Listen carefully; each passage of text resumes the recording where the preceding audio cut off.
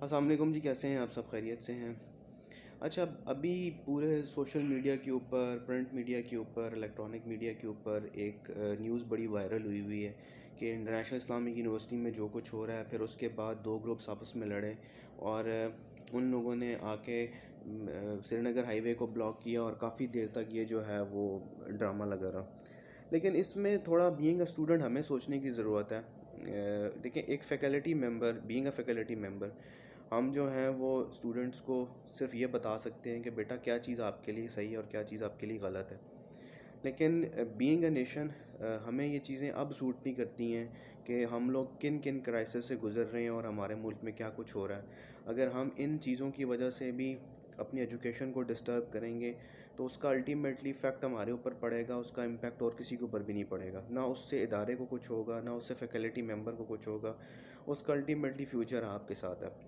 फिर being a student आपको ये चीज़ सोचनी चाहिए कि बेटा क्या चीज़ आपके लिए ठीक है और क्या चीज़ आपके लिए गलत है, या जिन जिन ऑर्गेनाइजेशंस में आप जो हैं, जिन जिन ऑर्गेनाइजेशंस का आप पार्ट हैं, आप डेफिनेटली जाएं, पार्ट बने, लेकिन इन चीज़ों से आप दूर रहें। अब हम लोग डिफरेंट कंट्रीज़ का विज़िट करते हैं, हम जाते हैं वहाँ पे, लेकिन वहाँ पे ये चीज़ें हमें कम देखने को मिलती हैं, या हम देखें कि बिल्कुल भी देखने को नहीं मिलती।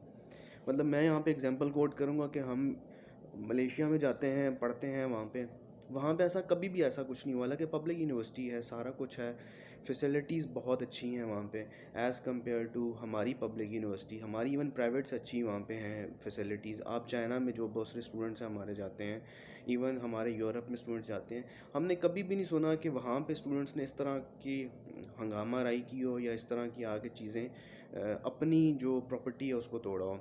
अब जो कुछ भी आज हुआ वहाँ पे, दो ग्रुपों की लड़ाई, उन दो ग्रुपों की लड़ाई नहीं है, बेसिकली उन दो इंसानों की लड़ाई है, और वो दो इंसान दो ग्रुप में, और फिर उसके बाद वो सारा कुछ जो कुछ भी हुआ वो आपने देखा है, और वो मुझे दिखाने की ज़रूरत भी नहीं है, और वो आप देख चुके हैं ऑलरेडी, सुबह से आप देख रहे हैं। लेकिन यहाँ पे कहने का मतलब ये बनता है कि हम लोग जो हैं वो हमारा स्टूडेंट माशाल्लाह से इतना एक्टिव है और इतना उसका टैलेंटेड है कि हमें इन चीज़ों से सोचना आगे की तरफ चाहिए। हमें ये चीज़ें, बाहर के मुल्क जाते हैं तो हमें ये चीज़ें देखने को नहीं मिलती हैं, ठीक है। अब बहुत सारे इंटरनेशनल स्टूडेंट्स हमारे इन यूनिवर्सिटीज़ में पढ़ रहे हैं, उनके ऊपर हमारा क्या इमेज क्रिएट हो रहा होगा कि हम किस तरह की नेशंस हैं। ये चीज़ें हमें, जब हम इनको कंपैरिजन्स करते हैं बाहर की, अब यही बच्चे जब जाते हैं बाहर के मुल्कों में और बिल्कुल इंसान के बच्चे बन के जनाब रहते हैं, कोई हैंकी फैंकी नहीं करते, कोई कुछ नहीं करते, उन्हें पता है अगर हम इस तरह की हैंकी फैंकी इस मुल्क में करेंगे हमें उठा के वापस भेज देंगे, ठीक है।